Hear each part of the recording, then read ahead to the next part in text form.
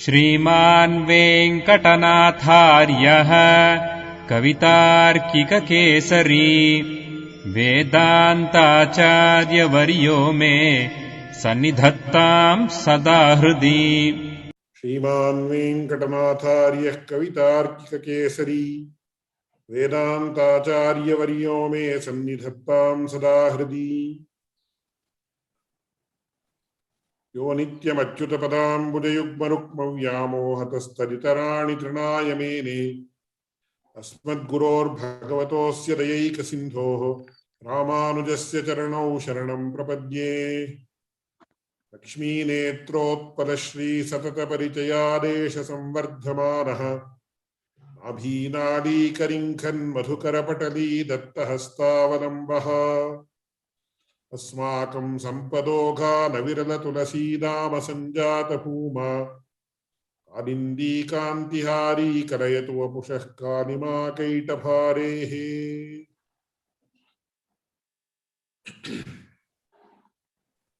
As per the discussions held with the organizers of this class, it has been decided that the class on Wednesday will be predominantly in English. That will summarize the previous two classes that are being held through the Sanskrit medium.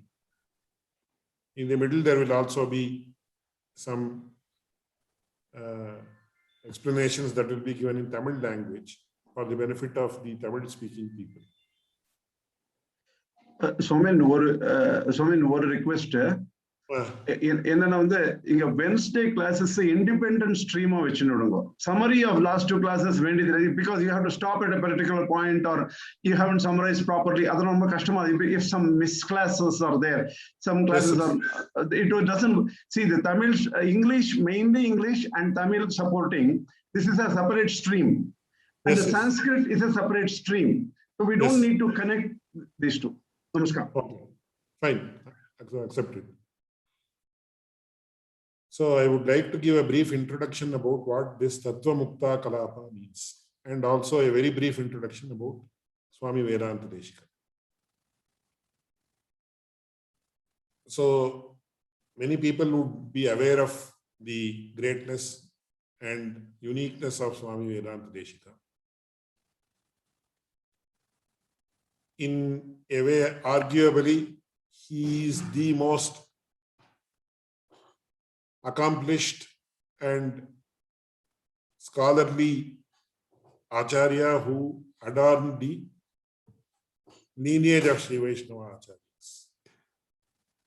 Not only Sri Vaishnava Acharyas, we can also arguably say that in the entire gamut of Sanskrit, the entire gamut of Sanskrit literature that Vedanta Deshika has authored, we can see that in volume, in quality and quantity, no other Acharya has written such a colossal amount of works. So we call it genre. So when you take different types of literatures, for example, if you take the literary works, he has authored several Mahakavyas, Natakas, etc. Then if you take the Stotra Sahitya or the Stotra literature, which is mainly the propitiatory literature, there are a huge number of works. Then if you see the commentary literature, he has given commentaries on the Gita Bhashya of Bhagavad Ramanujacharya, he has given commentary on Stotra Ratnam of Yamunacharya, then he has given the commentary on the Gitartha Sangraha of Yamunacharya. He has given a commentary on Gadyatraya of Yamunacharya. So huge number of works are there as commentaries. Even on the Sri Bhashyam it is there, but it's incomplete. And when you take the independent works, there are also many in number. And they are of extremely high quality that are generally not easily understood by ordinary persons who do not have a firm grounding in the Shastras. The uniqueness of Tattvamukta Kalapa lies in the fact that a highly polemical work has been authored in the form of poetry. And as far as my knowledge goes, there is no other such work. There might be a work which summarizes the tenets of a system of philosophy in about 50 verses, 100 verses belonging to an ordinary chandas like Anushtup or some other chandas like that. But to author a highly polemical work or the polemical work of the highest quality in the form of a poetry is nigh impossible. I can vouch for that fact, and any person who has studied this literature or who has studied the Shastras can vouch for that fact. So, as I was mentioning in one of the classes earlier, generally two sides of the brain function differently. The left side of the brain is supposed to be associated with emotion, affection, etc., and aspects like these, while the right side of the brain is supposed to be associated with logic, mathematics, etc. Generally, one portion of the brain gets developed and the other portion is not so developed among intellectuals. If a person is highly emotional, he is not highly logical. If a person is highly logical, he is not very emotional.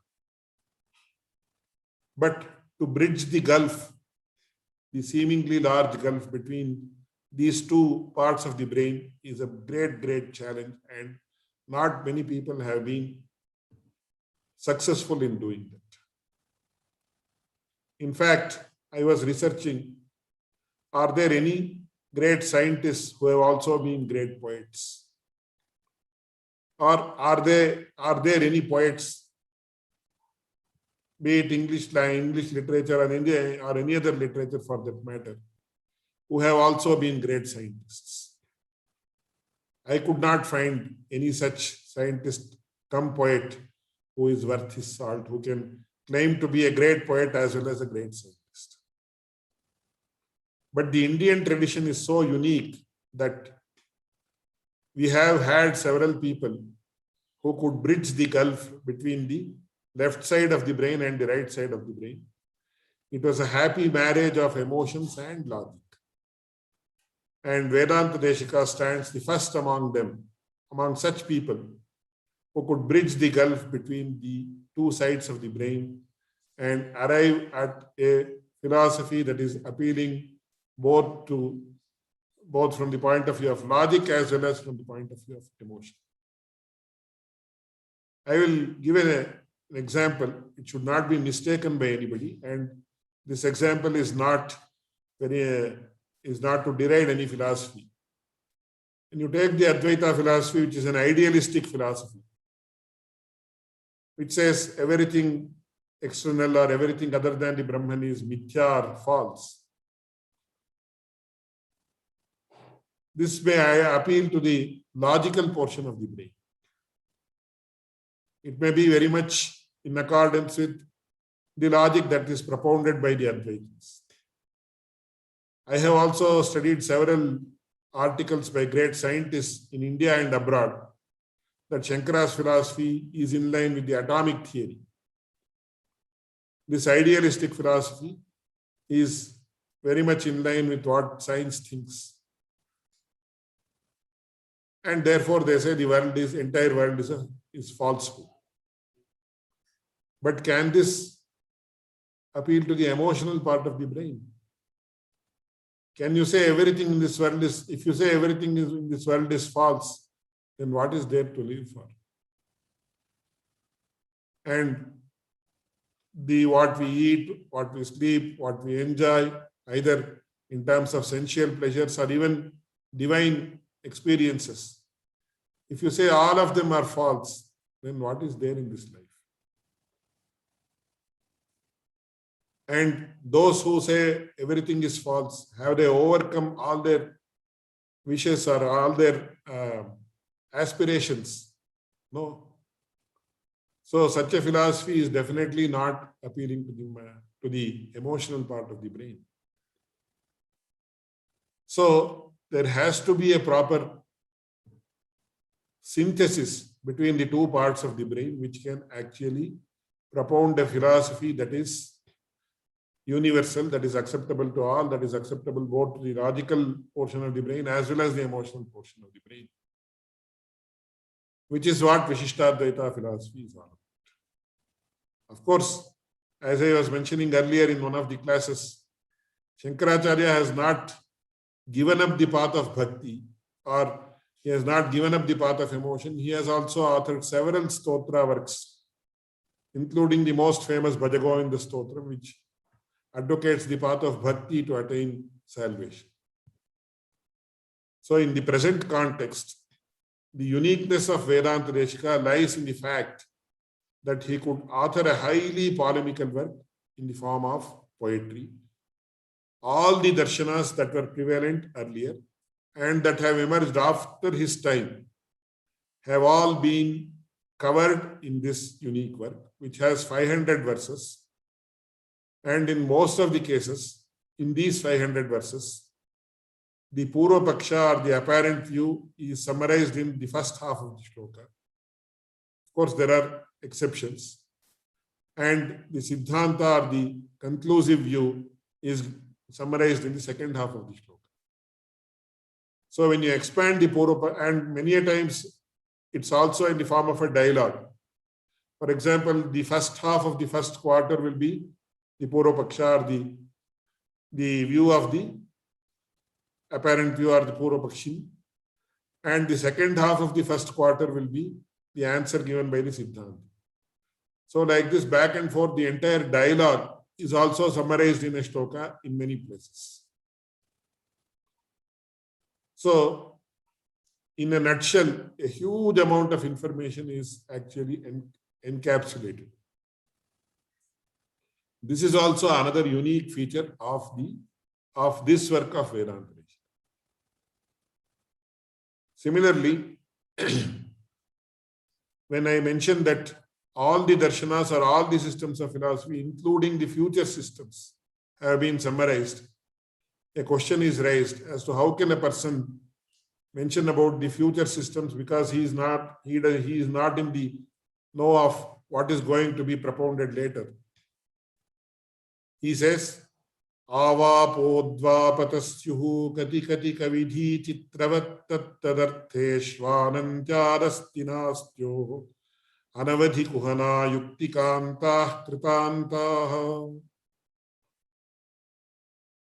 All the theories of all the darshanas have already been propounded in detail so far. So in future also, if there is going to be a new system of philosophy, it will only be a permutation and combination of the existing theories, and nothing new can come out. So we see that even today, recently I was informed by a great philosopher that a new theory that everything emanates from sound has been propounded by a Western scientist very recently. And he has mentioned that this is a new theory that he has found out. But later, it was discovered that he is propounding nothing new, but what was mentioned 2 millenniums ago by the great Bhartrihari, who said that it is from the power of sound that the universe emanates. So we see today that several theories that have been propounded by our forefathers, our sages, have been appropriated by the Western scientists, and they are propounding it as new theories. I have mentioned this just to give an example, not to digress from the topic on hand. So this is the uniqueness of Tattvamukta Kalapa. The meaning of the name Tattvamukta Kalapa is also very, very significant. So what is Tattva? Tattva literally means reality. Knowing an object as it exists. So if one person understands an entity that is non-existent to be existent, it is not, it is atattva. Or if a person understands an entity that exists as non-existent or non-existent as existent, both ways, it is known as atattva, because tattva is actually a word that is derived by the vyutpatti tasya bhavaha tattvam.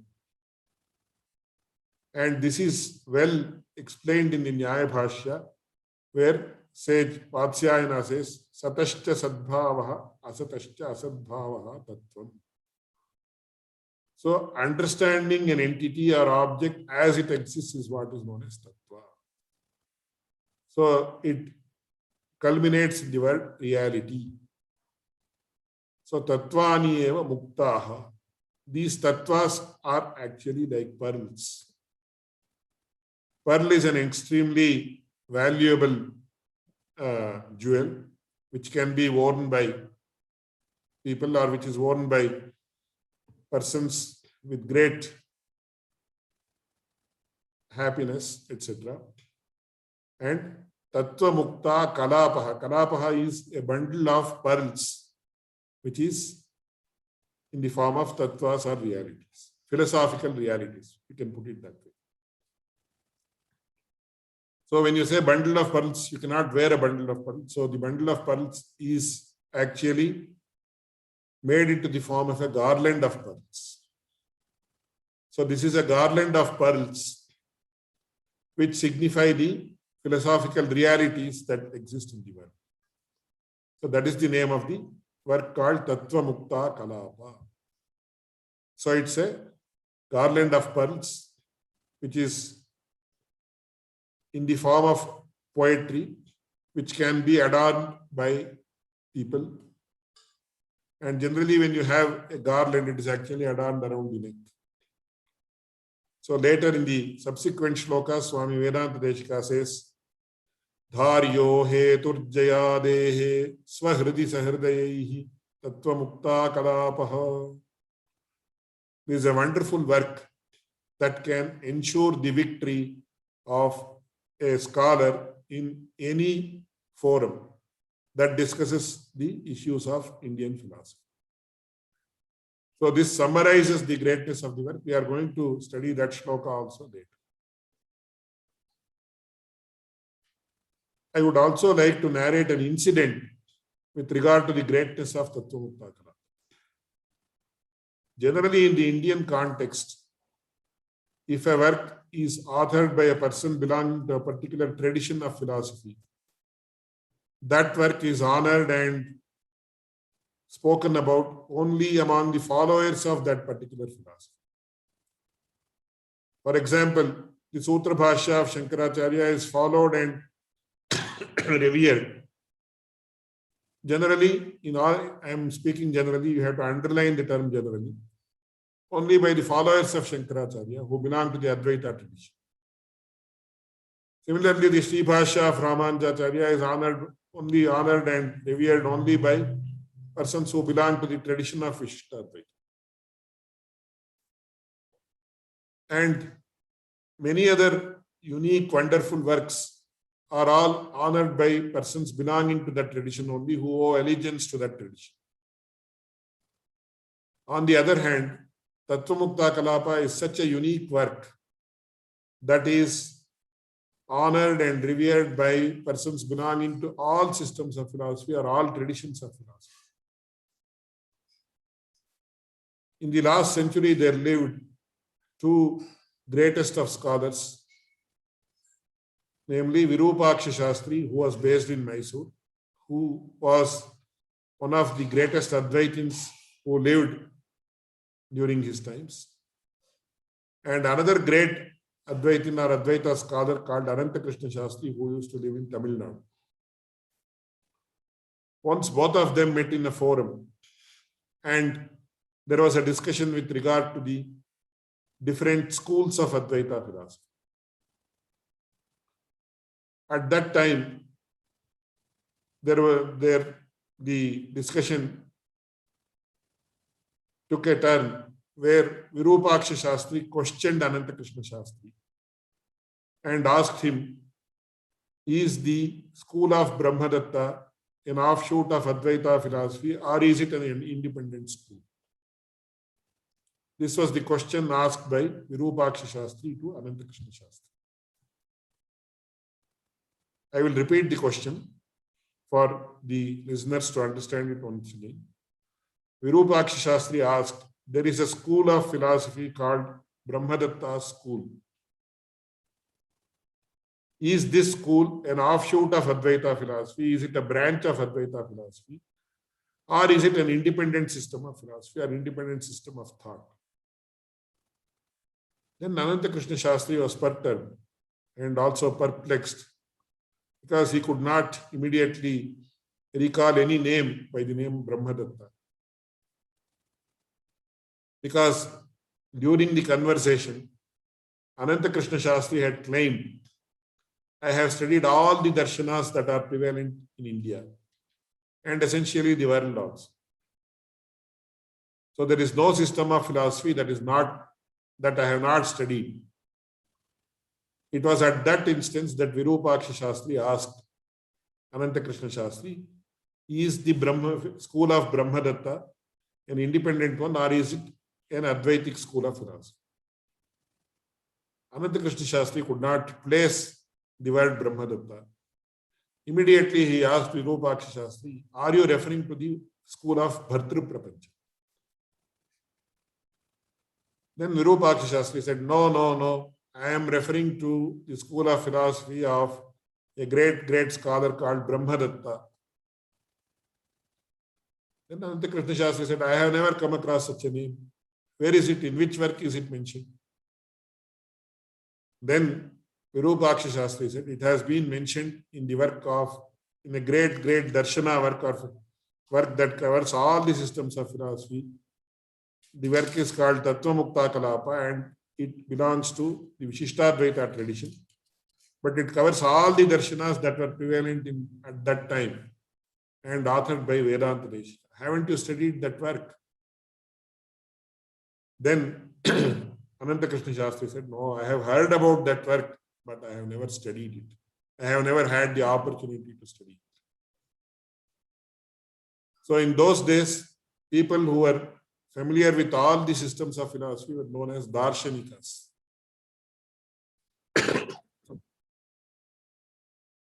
So Ananta Krishna Shastri had claimed himself as a great Darshanika who had studied all the systems of philosophy, as I mentioned earlier. Then Virupaksha Shastri said, he chanted a shloka from Tattvamukta Kalapa and said, see, this is the verse of Tattvamukta Kalapa which refers to the school of thought of Brahmadatta. Ananta Krishna Shastri would not give up so easily. He said, no, there is no name, there is no reference to any name here in this shloka. It is the 11th shloka of Jivasara, which starts with Ekam Brahmaiva Nityam, etc. So then immediately Virupaksha Shastri was also a great scholar. He was not to be taken aback so easily. So he said, there is also a commentary called Sarvartha Siddhi, which has been authored by the original author Vedanta Deshika himself, which is a commentary on Tattvamukta Kalapa. And in that Sarvartha Siddhi, it has been mentioned as Brahmadatta Pakshamaha. This is the school of thought of Brahmadatta. Then Ananta Krishna Shastri was taken aback. He said, oh, I don't know. I have never studied such a work. Then immediately Virupaksha Shastri remarked, how can you claim yourself to be a Darshanika when you have not studied Tattvamukta Kalapa? You can claim yourself to be a Darshanika only if you have mastered the Tattvamukta Kalapa. This is the greatness of Tattvamukta Kalapa because it was the recipient of the reverence of other great scholars or scholars belonging to other philosophical traditions also. And many a times we understand that when the basic tenets of any system of philosophy are to be understood or to be known easily, scholars used to refer to the Tattvamukta Kalapa. We have several instances of these. I am not going into those details. And to give a final thought on the introduction to the Tattvamukta Kalapa, it is also to be noted that this is a work that establishes the greatness and uniqueness of the Vishishtadvaita philosophy. Many a times, when a particular system of philosophy has to be highlighted, the tenets of other systems of philosophy are mentioned in a very weak manner. This is the norm in the philosophical works of the medieval era, that is from the 15th or 16th century onwards. But the uniqueness of Vedanta Deshika and the Tattvamukta Kalapa is that the theories propounded by the other systems of philosophy are propounded in an extremely strong manner, stronger than the original works of the other systems of philosophy themselves. And then the answer is given according to the Vishishtadvaita system of philosophy. So it need not be called a communal work. Of course, today communal has a very bad connotation in the world today. But what I am mentioning is, what I am trying to mention in this context is that it should not be viewed as a work that belongs to a particular community only or a particular system of philosophy only. It is to be taken in an objective manner. For example, the Buddhist logic that has been propounded in the Tattvamukta Kalapa is not propounded anywhere else in any work other than the Buddhist work themselves, which were in Pali and Prakrit. These logical aspects have been mentioned for the first and last time in the Tattvamukta Kalapa only. And then the answers to them also have been mentioned for the first and last time in the Tattvamukta Kalapa. We have several works from the time of Kumarila Bhatta. Kumarila Bhatta himself, then Shankaracharya, then Madhvacharya, and several other acharyas who have refuted the Buddhist theories, which are based on Buddhist logic. But none of those works throw light on certain logical issues that have been raised in the Tattvamukta Kalapa and also answered in an equally competent manner. It is a well-known fact among the philosophers or the scholars of philosophy that Buddhist logic is the most difficult logic to crack. And many are of the opinion that even today, Buddhist logic cannot be defeated at all, which is partially true. But Vedanta Deshika was such a great logician, or one of the greatest logician also, arguably I can say, that he quoted these Buddhist logic, the logical aspects of the Buddhists, and also answered them in a very, very competent manner that is there for one and all to see. This is another very unique aspect of Tattvamukta Kalapa. So with this short introduction, I would like to come to the Mangala Shloka, or the propitiatory verse, which is as follows. Lakshmi netrotpala shri satata parichayadesha samvardhamanaha Madhinali Karinkhan Madhukara Patali Datta Hastavalambha Asmakam Sampadoghan Avirala Tulasi Dama Sanjata Bhuma Kalindi Kantihari Kalayatu Apushah Kalima Kaitabharehe. Those who know the nuances of Alankara Shastra or the science of poetics will enjoy this shloka to the hilt. here in the Mangala Shloka, the propitiatory verse, Swami Vedanta Deshika, I will not go into the word by word meaning because it will take a lot of time. I will explain the purport of the shloka. So Vedanta Deshika says, let all benedictory things happen to us by the grace of the black hue of the divine form of Lord Krishna or Lord Haigri. Asmakam sampadoghani kaitavarehe vapushaha kalima kalayet. So generally, it is the norm to say, let Lord Hayagriva bestow all good things on us. But here, Swami Vedanta Deshika, the great poet he is, does not mention it in such a manner. He says, let the black hue of the divine form of the Supreme Lord Hayagriva or Lord Krishna bestow all benedictions, all prosperity on us. Then the question is raised, how can the black hue of the Supreme Lord bestow prosperity on us? It is here that the nuance of the Sanskrit poetics lies. So, when a quality is associated with a particular person, since it is associated with that particular person, the quality becomes extremely exalted. So, a black hue might exist in, the black color might exist in a pot also, which is black in color. But that black color is not revered or respected, or it's not very enjoyable.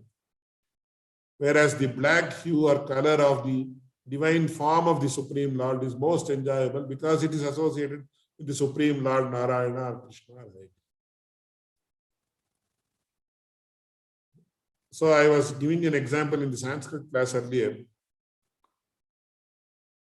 There is a very beautiful statement by Swami Parashara Bhattar, one of the greatest poets once again, who belong to the Sri Vaishnava tradition, who says, Bhagavatas Tvarayi Namaha. I offer my pranams to the speed of the Lord, he says. So I am sure many of you or most of you would be familiar with the story of Gajendra Moksha,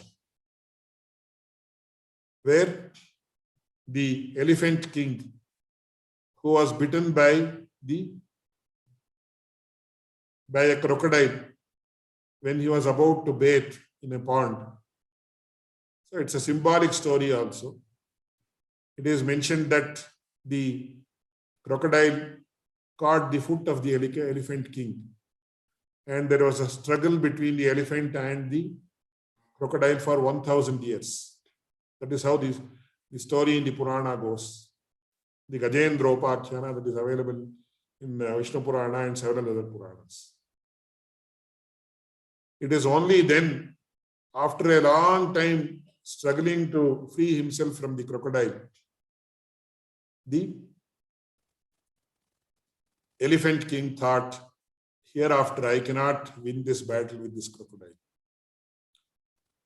On my own accord, if I have to get myself relieved from the clutches of the crocodile, it's only one person who can help me do it, and that is the Supreme Lord Narayana. And therefore, I have to surrender to him. And he is the only person who can actually protect me from this crocodile. And then immediately, he actually surrendered to the Supreme Lord. That is very beautifully explained in the Pashanam of a great Advar, who says, Narayana o Manivanna Hanayai Varayan Aridarani Kai. So he actually surrendered himself to the Supreme Lord, and as soon as the elephant surrendered, the Supreme Lord, without waiting even for a moment or even for a fraction of a moment, he actually climbed on the Garuda with his consorts, and immediately, within no time, he came there. This is how the story goes. He used his Sudarshana Chakra and cut the throat of the crocodile, by which the elephant was relieved. So as soon as the elephant performed Sharanagati, the Lord came there with lightning speed, or the speed of 100 lightnings put together, or whatever you can use any superlative. So Parashara Bhattar actually says, I bow to this great speed of the Lord. So as I mentioned, speed is an attribute of the Lord. So the attribute becomes more worshipable than the entity that possesses the attribute. And therefore, Vedanta Deshika says, we call it as Kavi Samaya in Sanskrit literature. It's a poetic expression. And Vedanta Deshika actually uses this poetic expression in a wonderful manner when he says, Kalayatu vapushah kalima kaitabharehe. So we bow down to the black hue of the divine form of the Supreme Lord. How is it? He actually embellishes it with 3 or 4 wonderful adjectives. He says, Lakshmi Netrot Palashri Satata Parichayadesha Samvardhamana. As I was mentioning in one of the earlier classes, according to the tradition, the Indian tradition, especially the Sri Vaishnava tradition, the divine form or the body of the Supreme Lord is black in color, whereas his eyes are red in color. That's why we say Namah Pankaja Netraya. His eyes are red, not crimson red, red color of a very pleasant manner, as it exists in the lotus. So it's a sort of a pinkish red, but it is called as red for easily understanding it. Not crimson red or the color of the blood, etc. That redness of eyes, of course, mentions something else, not any pleasant aspect. So it is said, Namah Pankaja Netraya. Everywhere in the Indian Purana tradition and other traditions, we see that the Lord's eyes are always compared with the lotus. So the body is black. Black means not black like a pot, it is a sort of bluish black. And his eyes are red in color like the lotus. Whereas the divine form of his consort, Goddess Mahalakshmi, her body is red like the lotus and her eyes are black. That's what Valmiki also says, the great poet Valmiki. Then, Tasyayam asite kshana. Her eyes are most black. So since the goddess is always seeing the Lord, the blackness of the eyes of Goddess Mahalakshmi has been imbibed by the divine form of the Lord. Similarly, since the divine Lord Narayana is always seeing Goddess Lakshmi, the color of the eyes, namely the lotus-like red color of the eyes, has been imbibed by the divine form of Goddess Mahalakshmi. So here, the Vedanta Deshika also gives a wonderful figure of speech from the point of view of Alankara Shastra itself. The significance of this shloka can be explained for 4 or 5 hours. So just because he is being seen continuously with great love and affection by Goddess Mahalakshmi, whose eyes are black, the divine form of the Supreme Lord Narayana also has become black. That's what he says, Lakshmi Netrot Palashri, just like the Utpala or the black lotus, which blooms when the moon rises. Satata Parichayadesha Samvardhamanaha. That is one adjective. The second adjective is Nabhi Nali Karinkan Madhukara Patali Datta Hastavalambaha. It is well known in the Puranic lore that there arose a wonderful lotus from the navel of the Lord Narayana, in which or from which Lord Brahma emanated. That is why he is known as Padmabhu, who emanated from the lotus, that emanated from the navel of the Lord, Supreme Lord Narayana. And when there is a lotus that is full of nectar, it is natural that bees come there. So the more nectar a lotus contains, the more bees will be attracted towards that lotus. So hundreds of bees are swarming around the lotus that has emanated from the navel of the Supreme Lord Narayana. And we all know bees are jet black in color. So when so many bees are swarming around the lotus, it is but natural that the color of the bees also is imbibed by the divine form of the Supreme Lord. Therefore, he says, Nabhi, Nali, Karinkan, Madhukara, Patali. Groups of bees are swarming around the lotus that has emanated from the navel of Lord Narayana, which is also increasing the blackness of the divine form of the Lord. And then further, he says, Avirala Tulasi Dama Sanjata Bhuma. That black hue is further compounded by the fact that the Lord is adorned by a wonderful garland of Tulasi. We all know that Tulasi is one of the most important ingredients of the worship of Lord Vishnu. So without Tulasi, one cannot perform Tiruvaradhanam, or one cannot perform the worship, ritual worship of the Supreme Lord. And it is also explained or described in various texts that the Lord is always adorned with a Tulasi garland or garland made of Tulasi. So this Tulasi, as I was mentioning earlier, the Tulasis there are 31 types of Tulasis. Among them, there is one Tulasi called Krishna Tulasi, which is very, very almost jet black in color. And that Tulasi is very much liked by the Supreme Lord Narayana. And therefore, he adorns himself with a garland of Tulasi, which is also increasing once again his blackness.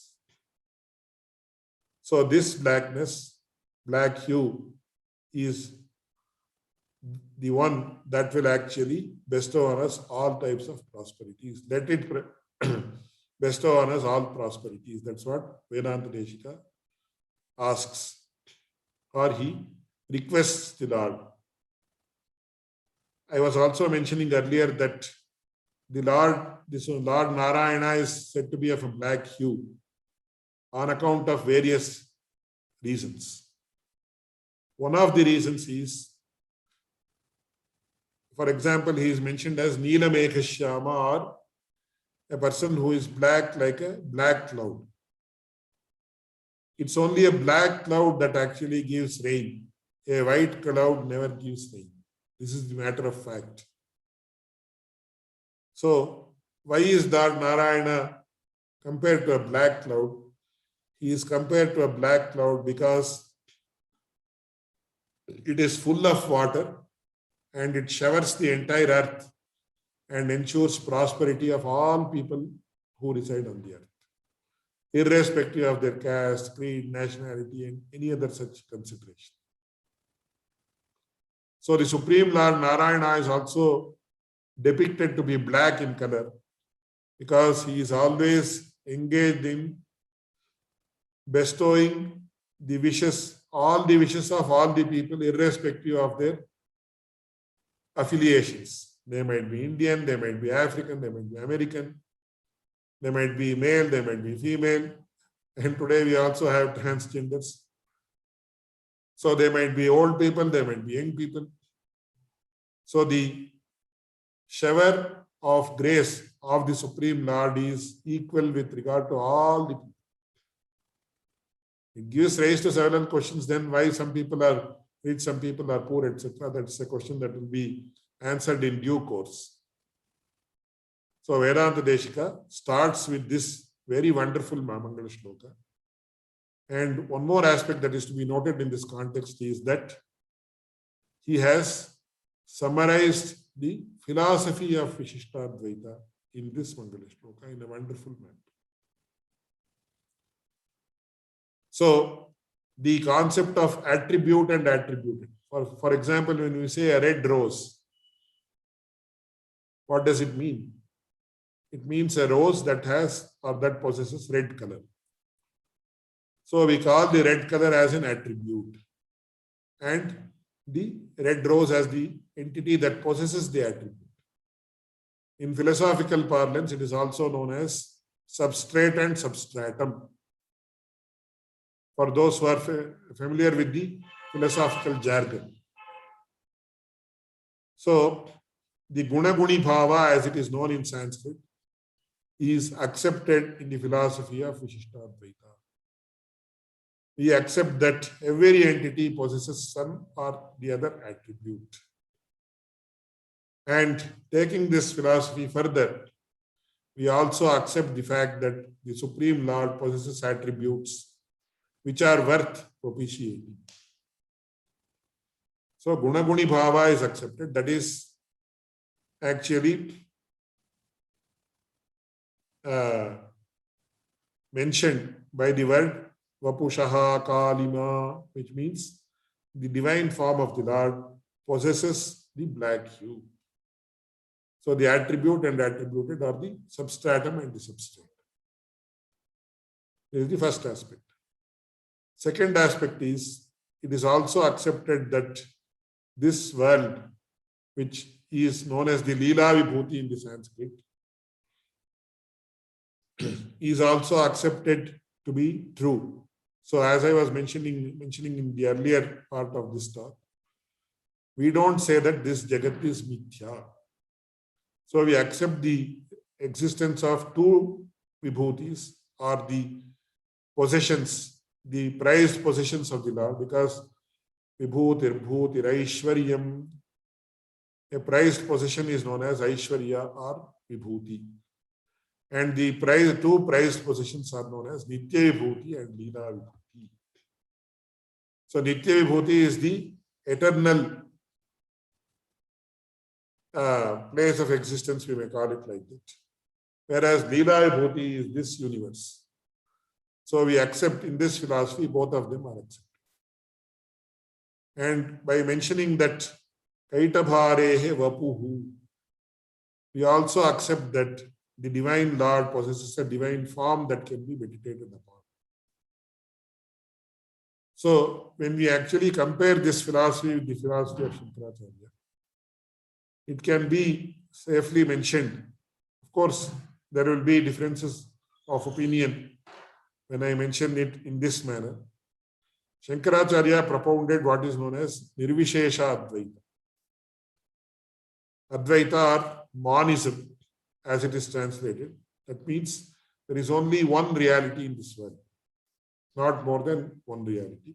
It is known as monism, which is a monistic, which means there is only one entity, one real entity in this world, which is unqualified. It is the Nirvishesha Advaita. Whereas the philosophy propounded by Ramanujacharya is known as Savishesha Advaita. So some scholars who are well versed in the in English also prefer to translate Advaita as non-dualism rather than mentioning it as monism. So they actually translate this term Vishishtadvaita as qualified non-dualism. Either way, we also, the Vishishtadvaita tradition also accepts that there is only one reality in this world, but that is qualified by attributes. So, which are the attributes? Which are the substrates that qualify this Brahman, which is the only single entity that exists in the world. We also mention it as Chidachid Vishishtam Brahma Ekameva Tattva. But it is further established in this manner. Visheshascha Guna Vigraha Vibhutaya Savishesham Brahma, or the Brahman consists of attributes or substratums. What are these? They are called as Guna, Vigraha, and Vibhuti. So Guna refers to the qualities that exist in the Brahman. So it is well known that if a person has to become the recipient of the grace of the Supreme Lord, he should propitiate him. He should make it known to the Supreme Lord that he has surrendered to him. So it is one of the unique qualities of the Supreme Brahman or the Supreme Lord that he will never give up anybody who has surrendered. So for all these to happen, he should possess attributes. He should possess qualities. So they are known as gunas. So since gunas exist, the person can be the object of stotra or propitiation, which is known as guninishta gunabhidhana. So enumerating or mentioning the gunas that exist, the qualities that exist in a person is known as stotra. Then it is mentioned everywhere in the Upanishads, or almost everywhere, that the Lord has to be meditated upon. Atmavare drashtavyaha shrotavyaha mantavyaha nididhyasitavyaha. Nididhyasitavyaha essentially means he should be meditated upon. How can one meditate upon a formless object? Can you meditate upon the sky which has no form? Can you meditate upon time which has no form? No, it's not possible. Of course, there is a saying in the Yoga Shastra that Nirakara Dhyana can be performed. Nirvikalpaka Dhyana can be performed. That's a different issue altogether. It's a huge topic. I am not going to that. But generally, if you have to think about an entity, it has to have a form. And when the form that is fit to be meditated upon of the Supreme Lord is mentioned, it is mentioned that the Lord possesses a Divya Mangala Vigraha, a unique, eternal form that is worth meditating upon by all devotees. So in the Jitante Stotra, it is mentioned as Tate Rupam Nachakaraha Nayudhani Nachaspadam Tathapi Purushakaraha Bhaktanam Tvam Prakashase. In all the temples, especially as they are called as Divya Deshas or chosen sites, we see that the Lord possesses a divine form, Divya Mangala Vigraha, in which he resides not virtually but really resides. Today, virtual reality means it's not reality, but it's more than the reality, which is called virtual reality. So it gives an impression that it is false reality, which is true. Though it's not reality, it's virtual reality. So virtual world means that is false, but it's not like that. He really resides. There is no question of virtual at all. So he possesses a divine form that is worth worshipping. And Vibhuti refers to Nitya Vibhuti and Leela Vibhuti. So all these are mentioned in an innate form in this shloka, which also is the propounder of the Savisheshadvaita philosophy or Vishishtadvaita philosophy. There are several other dimensions to the meanings of the shloka which have to be explained in great detail. But I will not go into the detail due to paucity of time and also paucity of the other resources like deep knowledge of those fields also like Alankara Shastra, etc. And as I mentioned, one more aspect I will mention and then conclude this talk. There are norms that are fixed by the earlier persons who have authored such works. What is to be mentioned in the Mangala Shloka? So it is mentioned as Ashihi Namaskriya Vastu Nirdesho. A Mangala Shloka or a propitiatory work has to be authored, propitiatory verse has to essentially be authored before any work is commenced. This is the tradition of India that is followed by all persons who accept the existence of a Supreme Lord or Astikas. There is a huge tradition behind the Mangala Shloka or Mangalacharana, which has to be once again explained in great detail. So the norm is either it should be in the form of a benediction, Ashihi, or it should be in the form of a Namaskriya, that is where the Namaha prostrations or respects are paid, or it should be in the form of a Vastu Nirdesha. It should be in the form of it should be in the form where the subject matter of the text is made known to the readers. So here, this benedictory verse is also of the nature of Ashihi. It's also a benediction.